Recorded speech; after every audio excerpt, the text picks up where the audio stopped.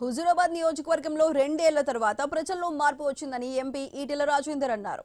స్థానిక సంస్థల ఎన్నికల్లో బీజేపీ అభ్యర్థులను గెలిపించాలని పిలుపునిచ్చారు. పలు గ్రామాలకు చెందిన వివిధ పార్టీల కార్యకర్తలు 500 మంది బీజేపీలో చేరారు. ప్రజల సమస్యలను తీరుస్తానని ఈటెల రాజేందర్ హామీ ఇచ్చారు.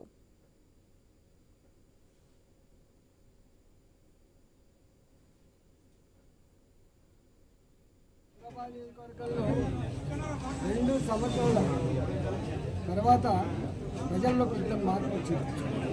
మేము ఇచ్చేదాన్ని వదిలిపెట్టి తనేదాన్ని ఇకపోయినామనే ఫీలింగ్ పశ్చాత్తాపం బలంగా ఏర్పడతామని మేము ఒకటే అప్పీల్ చేయడం జరిగింది. మళ్ళీ గ్రామంలో ప్రజల మధ్యలో ఉండి ప్రజల సమస్యల పరిష్కారం కావాలంటే మా సర్పంచ్లని, మా ఎంపీటీసీలని, మా భారతీయ జనతా పార్టీ ఎంపీపీని గెలిపించమండి. మళ్ళీ పాత పద్ధతిలో 25 సంవత్సరాల కాలం పాటు మీకు ఎట్లా సర్వీస్ చేసినామో అదే పద్ధతిలో సర్వీస్ చేస్తామని చెప్పి హామీ ఇవ్వడం.